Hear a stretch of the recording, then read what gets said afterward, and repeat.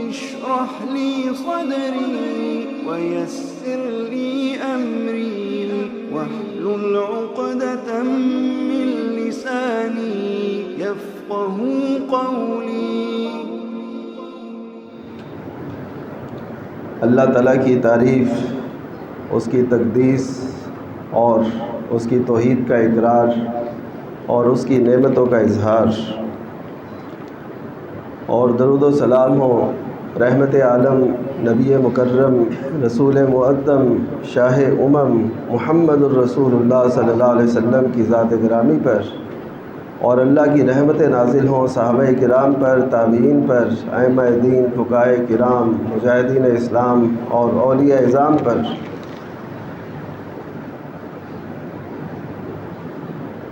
زندگی میں اللہ تعالیٰ بہت سے اہم موقعوں سے انسان کو نوازتا ہے۔ ان موقعوں میں سے ایک موقع اگر ہمیں اس کی حقیقت کا ادراک اور احساس ہو جائے تو آج کا یہ رمضان المبارک کا آخری دن ہے اور جمعے کی گھڑی بھی ہے اور جمعے کا دن بھی ہے، تو لوگ تو اسے اس طریقے سے گزار رہے ہیں جیسے بس رمضان ختم ہی ہو گیا۔ ان کی ساری توجہ اور ان کا سارا ذوق شوق اب عید کی طرف لگا ہوا ہے۔ اللہ تعالیٰ جس بھی لمحے تک انسان کو مہلت دیتے ہیں، کوئی بھی آفر، کوئی بھی فضیلت، کوئی بھی دن، کوئی بھی مہینہ جو اللہ تعالیٰ نے کسی کام کے لیے مختص فرمایا ہے، اس کو فضیلت بخشی ہے، تو وہ آخری مرحلے تک اس کی وہ فضیلت موجود رہتی ہے۔ تو آج اگر ہم یہ عزم کر لیں کہ اگر رمضان المبارک میں ہم سے کوئی کمی کوتاہی رہ گئی تو رمضان المبارک کے آخری لمحات اور جمعے کا دن اور پھر اس میں قبولیت کی گھڑی کا ہونا، جس کے متعلق نبی کریم صلی اللہ علیہ وسلم نے فرمایا ہے، صحیح بخاری کی روایت ہے کہ جب بندہ اس کے موافق آ جائے، یعنی وہ گھڑی ہے جمعے کے دن، ایک بندہ محنت کرتا رہتا ہے، جستجو میں لگا رہتا ہے وہ گھڑی مجھے مل جائے، تو جب وہ گھڑی کے موافق آ جاتا ہے، یعنی وہ موقع اس نے پا لیا، تو پھر جو کچھ اللہ سے مانگے گا وہ اللہ تعالیٰ اسے نصیب کر دے۔ جیسے لیلۃ القدر کو مخفی رکھا گیا نا، اس وجہ سے کہ لوگ اس کی جستجو کریں، یعنی 5 راتیں وہ اس کا قیام کریں، اس کے عبادات بجا لائیں، تو اسی طرح اس گھڑی کو بھی مخفی رکھا گیا کہ تاکہ دن بھر اس کی جستجو میں رہیں۔ تو اس وجہ سے آج ہم اللہ تعالیٰ کا شکر ادا کرتے ہیں کہ اس نے ایک اور دن ہمیں دیا کہ ہم جس سے کوئی کمی کوتاہی رہ گئی تھی تو وہ اس رمضان میں اپنا معاملہ صاف کروانے کی کوشش کرے، اللہ تعالیٰ سے وہ گناہوں کا جو بوجھ ہے وہ اتروائے۔ تو اس حوالے سے نبی کریم صلی اللہ علیہ وسلم نے جو ہماری رہنمائی فرمائی وہ تو بڑی عام ہے اور بڑی اہم ہے کہ رمضان گزر جائے اور گناہ نہ بخشے جائیں تو وہ شخص محروم ہے، اس کو یعنی اس پہ 3 وعیدیں نبی کریم صلی اللہ علیہ وسلم نے بیان فرمائی، اس آدمی کا ناک خاک آلود ہو، ایک میں ہے کہ اللہ تعالیٰ اسے اپنی رحمت سے دور کر دے، اور ایک محرومی کا بدبخت ہونے کا اس کے ساتھ فرمایا۔ تو یہ جو محرومیاں ہیں ان کو آج ان لمحات میں بھی ہم دور کر سکتے ہیں، ان کو اگنور نہ کیجیے گا۔ باقی جو اللہ تعالیٰ نے فرمایا کہ یہ ایام معدودات ہیں، کہ گنتی کے دن، تو آپ دیکھیے کہ وہ کس طریقے سے گزر گئے، لیکن اس کے ساتھ ساتھ یہ بھی ذہن میں رکھیے گا کہ یہ جو زندگی ہم گزار رہے ہیں یہ بھی بہت معمولی سے دن ہوں گے روز قیامت کے مقابلے میں۔ روز قیامت میں جب ہم کو جمع کیا جائے گا تو ہم میں سے ہر کوئی جس کو جتنی بھی عمر ملی تو یہی ہم کہیں گے کہ دن یا دن کا کچھ حصہ ہم دنیا میں رہے ہیں، آپ کو ان دو واقعات کا پتہ ہے جو قرآن مجید میں اللہ تعالیٰ نے بیان فرمایا. ایک تو سیدنا عزیر علیہ السلام کی طرف منسوب ہے، یعنی کہا جاتا ہے وہ سیدنا عزیر تھے. بہرحال اللہ تعالیٰ نے نام تو ذکر نہیں کیا، جن کو اللہ تعالیٰ نے 100 سال کے لیے وفات دی، 100 سال وفات دی، اور اس کے بعد جب انہیں اٹھایا تو وہ کہنے لگے کہ میں تو بس کچھ حصہ دن کا کچھ حصہ رہا ہوں. 100 سال جنہوں نے زندگی گزاری تھی. اور اصحاب کہف، ان کا واقعہ 309 سال اللہ تعالیٰ نے انہیں موت کی وادی میں سلائے رکھا، اور وہ جب بیدار ہوئے تو اس وقت انہوں نے بھی یہی کہا کہ دن یا دن کا کچھ حصہ ہم رہیں. تو یہ ایام معدودات ہمیں یہ سبق دیتے ہیں کہ ہماری زندگی میں بھی یہ جتنے بھی سال ہیں، ماہ و سال ہیں، اور جتنی بھی ہمیں زندگی اللہ تعالیٰ نے دی ہے، تو یہ بھی گنے چنے دن ہیں. اگر رمضان سے ہم نے فائدہ اٹھانے کی کوشش کی ہے تو باقی زندگی سے بھی اسی طرح فائدہ اٹھانا ہے. اس کو یہ نہ سمجھیں کہ بہت لمبی زندگی پڑی ہے اور پتہ نہیں کتنے مراحل ابھی آنے ہیں. یہ کسی انسان کو اس کا ادراک نہیں ہے. یہ اللہ تعالیٰ نے مخفی رکھا ہے، اور ہو سکتا ہے کہ وہ موت اس کے بہت زیادہ قریب ہو، اور ہو سکتا ہے یہ زندگی کا آخری رمضان ہو، یہ بھی ہو سکتا ہے. اس وجہ سے اس کو بہت زیادہ اہمیت دیجیے، اور اللہ تعالیٰ کے جو فضل اور عنایات ہیں ان سے بھرپور فائدہ اٹھانے کی کوشش کیجیے. نبی کریم صلی اللہ علیہ وسلم نے اس شخص کے اعمال کو پسندیدہ ترین قرار دیا اللہ تعالیٰ کے ہاں جو شخص عمل کرتا ہے ما داوم علیہ صاحبہ، کہ وہ اعمال جن میں ان کا کرنے والا ہمیشگی اختیار کرتا ہے، یعنی وہ ناتا توڑ نہیں لیتا. یہ رمضان المبارک تو ہمارے لیے ایک ایسی مقدس اور رحمت والی گھڑی تھی کہ جس سے ہم نے اللہ تعالیٰ کی طرف رجوع اور انابت اور عبادت اور ریاضت اور تلاوت ان کی کوشش کی. لیکن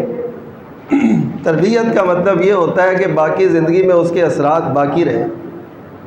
یہ نہیں کہ ہم رمضان میں بہت آگے ہوں اور شوال یا جیسے آج میں عرض کر رہا ہوں کہ اب آخری دن ہے تو لوگوں کا وہ جو ہے نا سارا ذوق شوق وہ مان پڑ چکا ہے،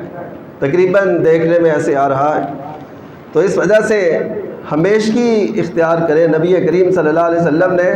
بندہ مومن کی مثال ایک کھجور کے درخت سے دی، اور اس کا طریقہ آپ نے یہ اختیار کیا کہ صحابہ سے پوچھا کہ ایک درخت ہے تو اس کی مثال مومن جیسی ہے، وہ اپنے پتے نہیں گراتا، یعنی اس پہ خزاں نہیں آتی، وہ ہمیشہ سدا بہار رہتا ہے، اور وہ پھل 2 دفعہ دیتا ہے. تو نبی کریم صلی اللہ علیہ وسلم نے مجمع عام سے پوچھا تو صحابہ کرام رضی اللہ عنہم دور دور کے جنگلوں کے درختوں کے نام جو مشکل تھے وہ لینے لگے. تو نبی کریم صلی اللہ علیہ وسلم نے ان کو انہی کے یعنی جستجو میں چھوڑا. تو سیدنا ابن عمر رضی اللہ تعالیٰ عنہ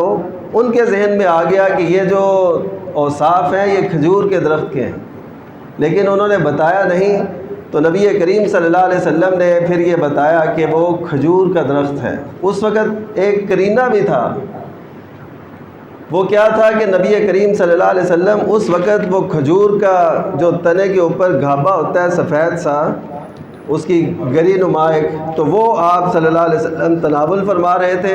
اور ساتھ ساتھ آپ نے یہ سوال کیا. تو اس میں ایک قرینہ بھی موجود تھا کہ ہو سکتا ہے یہ درخت ہو، لیکن چونکہ آپ نے پوچھا تھا تو صحابہ کرام پھر ایسے ایسے درختوں کے نام لینے لگے. تو کھجور کے درخت سے جو تشبیہ دی نبی کریم صلی اللہ علیہ وسلم نے، ان کو ایک کرسی فراہم کرتے ہیں کوئی. تو کھجور کے درخت سے جو تشبیہ دی نبی کریم صلی اللہ علیہ وسلم نے، اس کا مقصد کیا ہے کہ مومن جو ہے یہ سدا بہار ہوتا ہے. تو اگر نبی کریم صلی اللہ علیہ وسلم نے ہمارے لیے یہ سدا بہاری کا اور ہمیشہ دین میں اور ایمان میں عبادت میں ریاضت میں آگے بڑھنے کا ایک شوق دلایا ہے، تو ہمیں اس مثال کی لاج رکھنی ہے کہ نبی کریم صلی اللہ علیہ وسلم نے ہماری مثال کھجور کے درخت سے دی ہے جس پہ خزاں نہیں آتا. یہ نہ ہو رمضان المبارک گزرے اور ہم پہ خزاں طاری ہو جائے دینی اعتبار سے. تلاوت کے اعتبار سے، نمازوں کے اعتبار سے یہ تو ممکن ہی نہیں ہے کہ ایک بندہ مومن ہو اور وہ نماز چھوڑ دے، نماز کو پس پش ڈال دے، نماز کو وہ بعد میں پڑھے ہی نہ، یہ تو ممکن ہی نہیں ہے۔ اور یہاں پہ ایک اہم بات آپ کو بتاتا چلوں کہ نیکی جو ہے اس کی قبولیت کا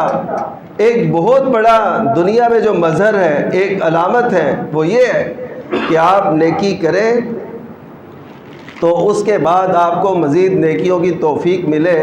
تو اس کا مطلب یہ واضح بنتا ہے کہ آپ کی پہلی نیکی اللہ تعالیٰ کی بارگاہ میں قبولیت پا چکی ہے۔ یہ ایک اس کی علامت ہے۔ اس کو بہت سے لوگوں نے، بہت سے شارحین نے اور جو دینی دانشور ہیں انہوں نے یہ بات لکھی ہے کہ نیکی جو ہے وہ نیکی کو جنم دیتی ہے، اور اگر آپ کی پہلی نیکی قبول ہو رہی ہے تو اس کا مطلب ہے آپ کو دوسروں کی توفیق بھی مل رہی ہے، اور اسی لیے جو نیکی کے متلاشی ہوتے ہیں آپ دیکھتے ہیں وہ نیکی ہی تلاش کرتے رہتے ہیں، جو سچائی کے مسافر ہوتے ہیں وہ ہمیشہ سچائی کو تلاش کرتے رہتے ہیں۔ یہ کس لیے کہ ان کا جو ایک ذوق بنا اور اللہ تعالیٰ نے انہیں یہ توفیق بخشی، اب وہ اسی راستے پر وہ چل نکلے ہیں، اور وہ جھوٹ سے نفرت، وہ دھوکہ دہی سے نفرت، وہ عیاری سے، مکاری سے نفرت، ملاوٹ سے، دھوکے سے، ہر قسم کی چیزوں سے نفرت کرتے ہیں کہ ان کا ایک ذوق بنا دیا اللہ تعالیٰ نے۔ تو وہ نیکی ہی کیا ہے کہ جس کے گزرنے کے بعد انسان کے اندر کوئی تبدیلی نہ آئے،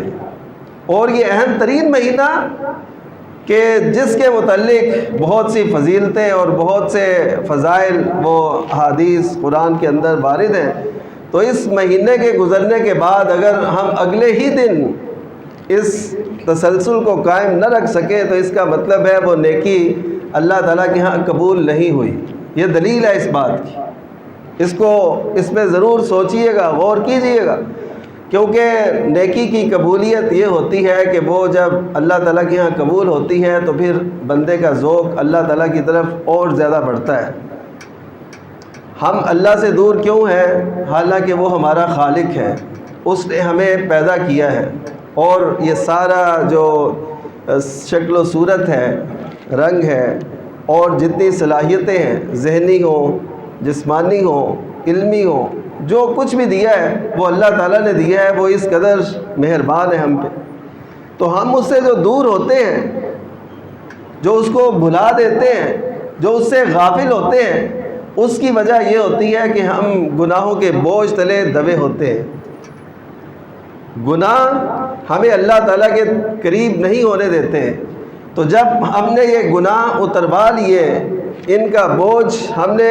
اپنے آپ سے دور کر لیا، تو یقیناً ہمیں اللہ تعالیٰ کا قرب ملنا چاہیے۔ اگر یہ قرب نہیں مل رہا تو اس کا واضح مطلب یہ ہے کہ وہ نیکیاں جو ہم نے کی تھیں وہ اللہ تعالیٰ کے ہاں قبولیت نہیں پا سکیں اور ہمارے گناہ بخشے نہیں گئے۔ یہ بوجھ ایسے سمجھیں کہ آپ کو ان گناہوں نے اپنی دلدل میں پھنسایا ہے، مجھے اور آپ کو۔ اس وجہ سے ہم اللہ تعالیٰ کی طرف اس طریقے سے ذوق شوق نہیں رکھتے، اور عبادت کی وہ لذت ہمیں محسوس نہیں ہوتی۔ نماز پڑھتے ہیں، دیگر عبادات ہم کرتے ہیں، لیکن ان کی روح سے اکثریت ہماری خالی رہ جاتی ہے۔ نبی کریم صلی اللہ علیہ وسلم نے فرمایا نا کہ ایک شخص ہے، اس کو نماز کا 25 گنا 27 گنا ثواب ملتا ہے، ایک حدیث میں ایسے آیا۔ دوسرے میں کسی کو اس سے کم، کسی کو اس سے کم، اور کسی کو اتنا ثواب بھی نہیں ملتا، بلکہ اس کے لیے وہ نماز اس کے منہ پہ دے ماری جاتی ہے۔ یہ کیوں ہے؟ آخر اس نے بھی وضو کیا ہے، طہارت کا وہ بھی خیال رکھتا ہوگا، نماز اس نے بھی پڑھی ہے، لیکن ایک ہی مسجد میں ایک ہی صف میں نماز پڑھنے والوں کے یہ درجات میں فرق کیوں ہے؟ وہ اس وجہ سے ہے کہ ایک شخص ہے وہ بڑے ذوق شوق سے اللہ تعالیٰ سے ملاقات کے لیے آیا ہے، اور اس کے دل کے اندر عجز ہے، وہ اللہ تعالیٰ کی رضا اور خوشنودی کے لیے گھر سے چلا ہے۔ اب ایک یہ شخص ہے، اور یہ پورے اہتمام سے اس کی سنتیں، اس کے فرائض اور اس کے جو تقاضے ہیں وہ پورے کر رہا ہے، اور ایک شخص آیا نہ اس کو اللہ تعالیٰ کی رضا کی کوئی چاہت، نہ وہ اس سے کوئی عبادت سمجھتا ہے، وہ ایک روٹین سمجھ کے اس کو ادا کرتا چلا جا رہا ہے، تو پھر وہ جو روح ہے اس کی وہ حاصل نہ ہوئی۔ اسی طرح روزہ ہے، اس کی روح اگر حاصل نہیں ہوگی جو تقویٰ ہے، تو اب دیکھیے کہ ہمارا تقویٰ اگر روزوں میں ہمیں حاصل ہوا تو وہ کس قدر کم ہم نے حاصل کیا کہ وہ روزوں کے بعد ہی ختم ہو گیا، ادھر سے روزے گئے اور ادھر سے ہمارا تقویٰ چلا گیا۔ تو یہ تو پھر تقویٰ نہ ہوا۔ تقویٰ ہے دل میں تبدیلی کا نام، کہ آپ کے دل کے اندر اللہ تعالیٰ کا خوف اور ڈر پیدا ہو جائے۔ اس کا مطلب ہے کہ وہ ابھی تک وہ دل میں نہیں اترا تھا، دل میں اترا ہوتا تو پھر رمضان اور اس کے بعد کے مراحل میں اور اس سے پہلے کے مراحل میں ہمیں ایک واضح فرق نظر آتا اپنے اندر۔ تو اسی طرح ہمیں یہ اپنا جائزہ بھی لینے کی ضرورت ہے کہ جو رمضان نے ہماری تربیت کی، جیسے کہ ہمدردی، غریبوں سے ہمدردی رمضان میں پیدا ہوتی ہے، تو ان سے ہمدردی اور مواسات، ان سے جو ہے ایسے برتاؤ کرنا، حسن سلوک سے پیش آنا، اس کو بھی برقرار رکھنا ہے، اس میں کوئی کمی نہ آئے۔ اسی طرح رمضان ہمارے اندر صبر پیدا کرتا ہے، یہ نہ ہو کہ رمضان کے بعد آپ اس صبر کو بالکل چھوڑ دیں، نہیں، آپ نے اس قیمتی متاع کو اپنے پاس محفوظ رکھنا ہے۔ یہ صبر بہت بڑی نعمت ہے جو ہمیں لوگوں کے سامنے شرمندہ کرنے سے بچاتا ہے، اور اللہ تعالیٰ کے سامنے بہت زیادہ فضیلت کا باعث بناتا ہے یہ صبر۔ نبی کریم صلی اللہ علیہ وسلم کا ارشاد ہے کہ ان اللہ قسم ارزاقکم، کہ جس طرح اللہ تعالیٰ نے تمہارے رزق تقسیم کیے ہیں، اسی طرح اللہ تعالیٰ نے تمہارے اخلاق بھی تقسیم کیے ہیں۔ آپ دیکھتے ہیں کہ کوئی شخص وہ اپنے اخلاق کے اعتبار سے، اپنی خوش طبعی کے اعتبار سے اور محبت کے اعتبار سے وہ مسلسل ایک اچھا کردار آپ کے سامنے پیش کرتا رہتا ہے، اور ایک شخص ہے وہ ہمیشہ ہی برے طریقے سے رہتا ہے۔ نبی کریم صلی اللہ علیہ وسلم کی خدمت میں ایک وفد آیا، اس وفد میں ایک شخص تھے عمرو بن عائز، اور وہ اشج کے نام سے وہ معروف تھے۔ تو وفد کے سارے لوگ آئے نبی کریم صلی اللہ علیہ وسلم کی خدمت میں، والہانہ طور پہ آپ کی خدمت میں پیش ہوئے، جیسے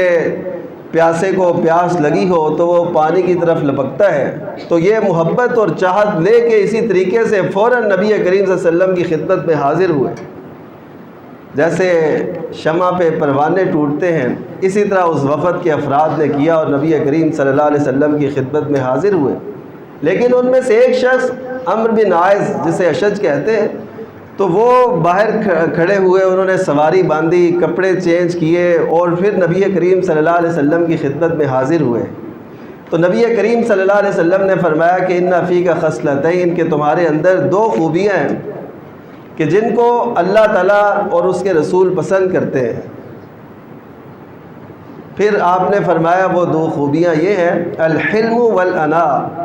کہ ایک حوصلہ اور ایک انات۔ انات کہتے ہیں ٹھہراؤ کو، وقار کو، آہستگی کو، شعور کو، یعنی کوئی بھی اقدام کرنا ہے یہ نہیں جلد بازی میں کر لیا جائے بلکہ ٹھہراؤ۔ اب مجھے بتائیے کہ وہ لوگ جو نبی کریم صلی اللہ علیہ وسلم کی محبت لے کے والہانہ طور پر آپ کی خدمت میں حاضر ہوئے، ہماری نگاہ میں تو ان کا مقام زیادہ ہونا چاہیے کہ انہوں نے اتنا بھی انتظار نہ کیا کہ وہ اپنی سواریاں، اپنے کپڑے ان کا خیال کر لیں، وہ حاضر ہو گئے۔ لیکن نبی کریم صلی اللہ علیہ وسلم نے تعریف اس شخص کی جس نے ان باتوں کا اہتمام کیا اور بڑے ٹھہراؤ سے، بڑے وقار سے اور بڑی تمکنت سے وہ نبی کریم صلی اللہ علیہ وسلم کی خدمت میں حاضر ہوئے۔ تو پھر انہوں نے سوال کیا کہ یہ خصلت یہ میرے اندر خود سے ہے، جبلی طور پر ہے، طبعی طور پر، یا اللہ تعالیٰ نے مجھ میں بے پیدا فرمائی ہے؟ تو نبی کریم صلی اللہ علیہ وسلم نے فرمایا کہ اللہ تعالیٰ نے تم میں یہ پیدا فرمائی ہے۔ تو انہوں نے پھر اللہ کا شکر ادا کیا، اس اللہ کا شکر ہے جس نے میرے اندر ایسے اوصاف رکھے جن کو وہ پسند کرتا ہے۔ یہ اللہ تعالیٰ سے مانگنے کی چیزیں ہیں، ہم صبر مانگیں۔ آج ہمارے اس قوم کے اندر سے صبر وہ ختم ہو چکا، جلد بازی ہے، حکم لگانے میں بھی، کسی کے بارے میں نقطہ نظر قائم کرنے کے بارے میں بھی، اور امور انجام دینے میں بھی، ٹریفک میں بھی، آنے جانے میں بھی بس جلدی لگی ہوئی ہے۔ اور نبی کریم صلی اللہ علیہ وسلم کا یہ فرمان ہے کہ التأنی من اللہ والعجلۃ من الشیطان، کہ جو ٹھہراؤ ہے، آہستگی ہے، یہ اللہ تعالیٰ کی طرف سے ہے، اور جو جلدی ہے یہ شیطان کی طرف سے ہے۔ یہ نبی کریم صلی اللہ علیہ وسلم کی تعلیمات ہے۔ تو ہم نے رمضان کے اندر ان اوصاف کو اپنے اندر اگر پیدا کیا ہے تو اس کو اپنی زندگی پر اپلائی کرنا ہے۔ وہ کوئی دنیا کا ڈپلومہ نہیں ہے کہ آپ وہ کریں اور اس کے بعد وہ بالکل آپ اسے بھول جائیں اور پھر آپ کو یاد ہی نہ رہے کہ وہ ڈپلومہ کیا تھا، اس کے مضامین کیا تھے، اس کے مندرجات کیا تھے، اس میں کیا کیا ہم نے پڑھا سیکھا تھا۔ اور یہ ڈپلومہ کرتے ہوئے رمضان کا ہماری زندگیوں میں کسی کو 40 سال گزر گئے، کسی کو 50، 60، 70 سال تک یہ ڈپلومہ کرتے ہوئے ہر سال گزرتے ہیں، لیکن اس کے بعد پھر وہی روٹین تقریباً ہماری آتی ہے جس پہ ہم چل رہے ہوتے ہیں، الا ایک جن کو اللہ تعالیٰ وہ ذوق عبادت نصیب فرما دیتا ہے، اللہ تعالیٰ ہمیں ان لوگوں میں شمار فرما دے۔ یہ دعائیں اللہ تعالیٰ سے کرنا اور اس کمائی کو، اس کسب کو، اس کی حفاظت کرنا اور اس کے جو ضائع چلے جانے سے ڈرتے رہنا، یہ مومن کی علامات میں سے اللہ تعالیٰ نے بیان فرمایا ہے۔ والذین یؤتون ما آتوا وقلوبهم وجلہ، کہ وہ جو بھی کام کرتے ہیں تو کام کرنے کے بعد ان کے دلوں کے اندر ایک ڈر سا، خدشہ سا لگا رہتا ہے۔ وہ خدشہ اس چیز کا کہ یہ نہ ہو کہ اللہ تعالیٰ کی بارگاہ میں وہ قبول نہ ہو۔ یہ ایک خدشہ ہے جو مومن کے دل میں ہونا چاہیے۔ کئی لوگ بڑے مان سے یہ بات کہتے ہیں کہ ہم نے نیکی کی ہے تو اللہ تعالیٰ کیوں نہیں قبول کرے گا، ہماری نہیں قبول کرنی تو کس کی قبول کرنی ہے۔ اس میں تکبر ہے، اس میں فخر ہے۔ ہم تو کچھ بھی نہیں ہیں۔ اللہ تعالیٰ کے انبیاء کرام علیہ السلام، محمد الرسول اللہ صلی اللہ علیہ وسلم کی زندگی کا مطالعہ آپ جانتے ہیں کہ آپ اس قدر اللہ تعالیٰ کی بارگاہ میں قیام کرتے، کھڑے ہوتے کہ آپ کے قدم مبارک سوج جایا کرتے تھے۔ تو سیدہ عائشہ رضی اللہ تعالیٰ عنہ نے عرض کی کہ آپ اتنا اہتمام کرتے ہیں، تو نبی کریم صلی اللہ علیہ وسلم نے فرمایا کہ افلا اکون عبدا شکورا، کیا میں اللہ تعالیٰ کا شکر گزار بندہ نہ بنوں؟ تو دیکھیے نبی کریم صلی اللہ علیہ وسلم کی مبارک زندگی اور ہمارا طرز عمل، ہم تو یہ دعوے سے بات کہتے ہیں کہ قبول ہو گیا، اللہ کے اللہ تعالیٰ قرآن مجید میں اہل ایمان کا تذکرہ اس طرح کرتا ہے وَقُلُوبُهُمْ وَجِلَةٌ، کہ اعمال کرنے کے بعد بھی ان کے دل ڈر رہے ہوتے ہیں۔ سیدہ عائشہ رضی اللہ تعالیٰ نے نبی کریم صلی اللہ علیہ وسلم سے عرض کی یہ آیت سن کے کہ اس میں کن لوگوں کا تذکرہ ہے؟ وہ جو چوری چکاری کرتے ہیں، جو غلط کام کرتے ہیں، وہ ڈرتے ہیں۔ نبی کریم صلی اللہ علیہ وسلم نے فرمایا کہ نہیں، ان سے وہ لوگ مراد ہیں جو نیک اعمال کرتے ہیں، اس کے باوجود ان کے دل ڈرتے رہتے ہیں کہ پتہ نہیں اللہ تعالیٰ کی بارگاہ میں یہ شرف قبولیت پا سکے کہ نہ پا سکے۔ اس وجہ سے اپنی کسی بھی نیکی پر آپ رمضان گزار کے، آپ تلاوتیں کر کے، آپ وہ اعتکاف میں بیٹھ کے، دیگر امور انجام دے کے نیکی کے، کبھی بھی اپنے اندر کبر پیدا نہیں کرنا۔ یہ کبر جو ہے یہ شیطان کی طرف سے ہے، اور شیطان کا یہ طرز عمل ہے۔ اس نے بھی اپنی عبادت پر ناز اور تکبر کیا تو دیکھیے اس کے ساتھ کیا بیتی اور کس طرح وہ اللہ تعالیٰ کا سب سے ناپسندیدہ ترین وہ مخلوق میں سے قرار پایا۔ تو اس کا مطلب ہے کبر کسی بھی سطح کا ہو، وہ علمی تکبر ہو، وہ عبادت کا تکبر ہو، وہ اپنے آپ پہ کسی بھی صورت کا ناز ہو، تو یہ اللہ تعالیٰ کو کسی بھی صورت میں پسند نہیں ہے۔ سیدنا ابراہیم علیہ السلام کی مبارک زندگی ہمارے سامنے کس قدر نمونہ ہے۔ انہوں نے بیت اللہ کی تعمیر کی، وہ بیت اللہ جس کو اللہ تعالیٰ نے اتنی پذیرائی بخشی، اتنی قبولیت کا درجہ بخشا کہ دیکھیے اس رمضان کے اندر تقریباً 3 کلومیٹر لمبی جو ہے صفیں لگی ہوئی ہیں بیت اللہ کے آس پاس، اور وہ عبادت میں مگن ہے۔ یعنی اس قدر بڑا مجمع اللہ تعالیٰ نے لوگوں کا ذوق، ابھی تو وہاں پہ مجمع کم ہے، جو لوگ اس کی بے قراری میں تڑپتے ہیں وہ اس سے بہت زیادہ ہے۔ تو انہوں نے جب کعبۃ اللہ تعمیر کیا تھا نا تو اللہ تعالیٰ کے حضور یہ نہیں کہا تھا کہ میں نے یہ تعمیر کر دیا ہے اور یہ میرے لیے ایک بہت بڑا وہ ہوگا، ایسے ہوگا، نہیں. انہوں نے ایک ہی دعا کی جو اللہ تعالیٰ نے قرآن مجید میں بیان فرمائی ہے کہ ربنا تقبل منا انک انت السمیع العلیم، اے ہمارے رب ہم سے قبول فرما لے. یہ عاجزی کا ایسا ایک اظہار ہے جو انبیاء کرام علیہ السلام کی سیرتوں میں ہمیں نظر آتا ہے، لیکن ہم تھوڑی سی نیکی کر کے بہت زیادہ اس میں اپنا فخر، ریاکاری، دکھلاوا، اور خصوصاً یہ سوشل میڈیا کے اس دور کے اندر جب ہر طرف یہ شہرت اور یہ جو لوگوں کے سامنے آنا، نمایاں ہونا اس کی ہے. یہ ٹھیک ہے کہ جہاں پہ ضرورت ہے وہاں پہ آپ ایسا کر سکتے ہیں، آپ نے کوئی چیز تقسیم کرنی ہے، لوگوں کو مائل کرنا ہے، یہ تو ایک علیحدہ بات، لیکن اس میں بھی ذہن ہمارا خالص اللہ تعالیٰ کے لیے ہونا چاہیے، اس کے دین کے لیے ہونا چاہیے. لیکن ہمارے اندر وہ جو اب دیکھیے کہ اعتکاف ہوگا، اعتکاف سے لوگ جب اٹھیں گے تو ان کی وہ پکچرز بنے گی، پھر اپلوڈ ہوں گی کہ ہم جی فلاں صاحب کو دیکھیں کیسے اعتکاف سے اٹھا کے لا رہے ہیں. تو یہ سلسلے کوئی اللہ تعالیٰ کے ہاں ایسے سمجھے کہ قبولیت کا درجہ نہیں پا رہے. یہ نمود و نمائش ہے، اللہ تعالیٰ ان چیزوں کو نہیں دیکھتا. جو ہم نے نیکی اللہ تعالیٰ کی خاطر کی ہے تو اس کو محفوظ رکھیں، اور نبی کریم صلی اللہ علیہ وسلم کی ہدایات کے مطابق ہمارے پاس کوئی ایک نیکی ایسی ہونی چاہیے جس کا گواہ صرف اور صرف اللہ تعالیٰ ہو. دنیا میں اور کوئی نہ جانتا ہو کہ یہ کون سی نیکی اس نے کی ہے. جیسے وہ 3 غار والے لوگ تھے نا، غار میں پھنس گئے، انہوں نے اپنے اپنے نیک اعمال پیش کی اور پتھر لڑکتا رہا اور دور ہوتا رہا اور ان کا نکلنے کا رستہ بن گیا. وہ نیکیاں ایسی تھی جو انہوں نے خالصۃ لوجہ اللہ کی تھی. اگر میں اور آپ اپنی زندگی میں کہیں پھنس جاتے ہیں، اور یقیناً ہم پھنسے ہوئے ہیں، غار میں پھنسنا ہی کوئی پھنسنا نہیں ہوتا. زندگی اجیرن ہو جائے، زندگی ایک قید خانہ بن جائے، زندگی مشکل بن جائے، زندگی کا بوجھ اٹھانا پڑ جائے، تو اس کا مطلب ہے ہم مشکل میں موجود ہیں. لیکن اس مشکل سے نکلنے کا کوئی رستہ جب سجائی نہیں دے رہا تو اس کا مطلب ہے ہمارے اعمال نامے کے اندر کوئی ایسی نیکی نہیں ہے جس کا گواہ صرف اور صرف اللہ مالک العلام. تو ایسی نیکیاں بھی جمع کیجیے. اس سے انسان کے اندر بہت سے جو مراحل ہیں زندگی کے وہ آسان ہوتے ہیں. اور میں آپ سے کہوں کہ کوئی بھی آپ کی زندگی میں نیکی دستک دے، آپ کے دل کے دروازے کو کھٹکھٹائے، تو آپ کبھی بھی اسے اگنور نہ کریں. موقع آتے ہیں، مراحل آتے ہیں. آپ کو کیا پتا کہ اللہ تعالیٰ کیسے کیسے کس کو شان اور فضیلت بخشتا ہے اپنے اپنے عہد کے اندر، لوگوں کے اندر. آپ اور میں یہ نہیں جان سکتے. اس وجہ سے کسی بھی نیکی کو آپ نے کم نہیں جاننا. آپ کے شاید علم میں ہوگا کہ قرآن مجید کو محفوظ کرنے والی ہستی وہ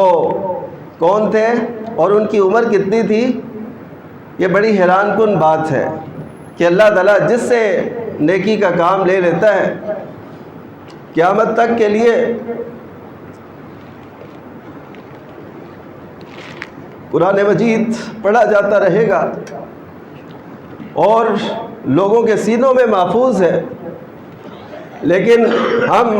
اس کردار میں سیدنا زید بن ثابت انصاری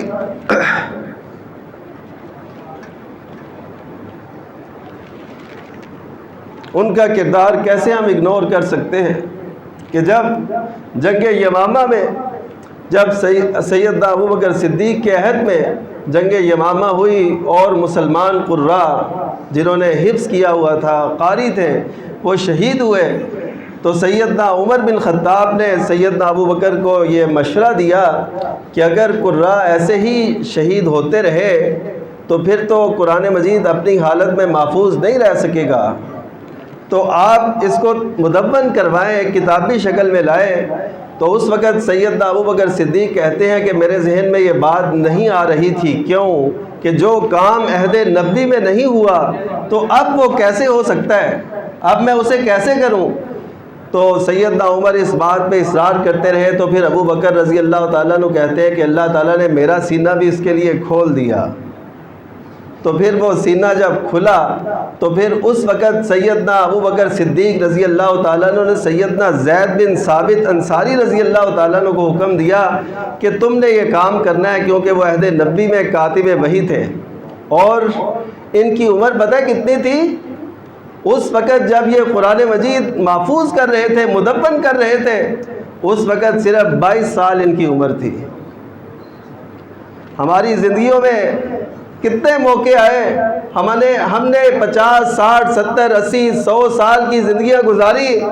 لیکن یقین کیجئے ہماری زندگی میں نہ کوئی کارنامہ ہے، نہ کوئی عبادت ہے، نہ کوئی ریاضت ہے، نہ کوئی صلاحیت ہے جو ہم نے اللہ کے لیے صرف کی ہو۔ جو کرتے ہیں ان کا انکار نہیں کیا جا سکتا، لیکن ہمارے بہت سے نوجوان، ہمارے بہت سے باصلاحیت افراد اپنی صلاحیتوں کو ایسی راہوں میں صرف کرتے ہیں، نہ دنیا کا کوئی فائدہ نہ آخرت کا کوئی فائدہ۔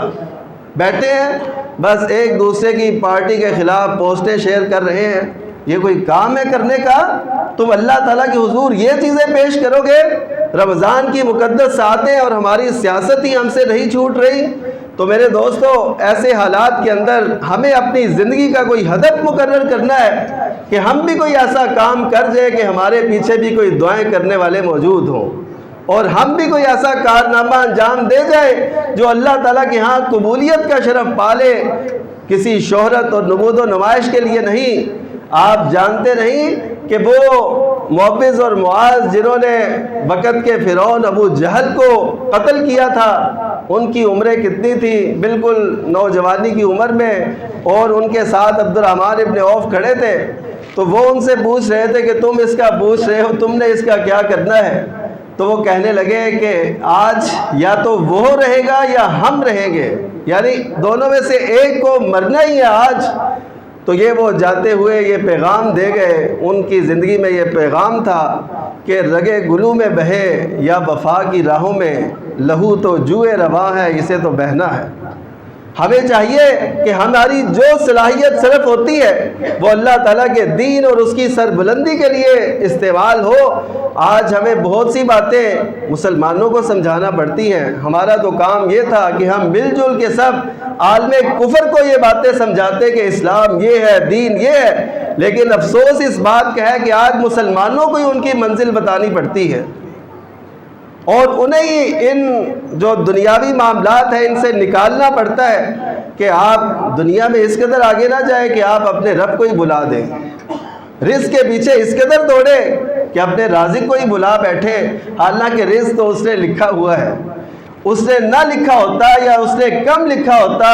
تو کوئی بھی ہستی ایسی نہیں ہے جو آپ کے اس رزق میں کچھ بھی اضافہ کر سکے۔ تو اس وجہ سے اللہ کو نہ بھلائیے، اللہ کے دین کو نہ بھلائیے، اس کی قدر کیجئے اور اپنی زندگی کے اہداف مقرر کیجئے۔ آپ نے جو رمضان میں جو نیکی اور تقوی، للہیت اور اخلاص اپنے اندر پیدا کرنے کی کوشش کی، اس کو پورے سال پہ اپلائی کیجئے۔ آئندہ سال کا ہدف مقرر کیجئے کہ آئندہ سال آئے گا تو میں نوجوانوں سے خصوصاً میں کہوں گا کہ وہ یہ ہدف مقرر کرے کہ آئندہ سال جب رمضان آئے گا تو میں 5 پارے حفظ کر چکا ہوں گا۔ یہ ہدف ہے، یہ اہداف ہے جو مقرر کیجئے۔ آپ کے اندر آپ خود تبدیلی محسوس کریں گے، آپ کہیں گے، اور اپنی جو روٹین آپ نے بنائی اس پہ کاربند رہیے۔ آپ اگر 1 پارہ پڑھتے تھے تو وہ آپ جاری رکھیں، قرآن مجید بھی وہی ہے، اجر دینے والا اللہ بھی وہی ہے۔ اور حسن بصری رحمہ اللہ انہوں نے بڑی پیاری بات کہی کہ ان اللہ لم یجعل لعمل المؤمن اجلا الا الموت، کہ اللہ تعالیٰ نے مومن کے عمل کے لیے کوئی وقت مقرر نہیں کیا، یعنی یہ اس وقت تک یہ کام کر سکتا ہے، اس کے بعد نہیں کر سکتا، صرف موت ہی ہے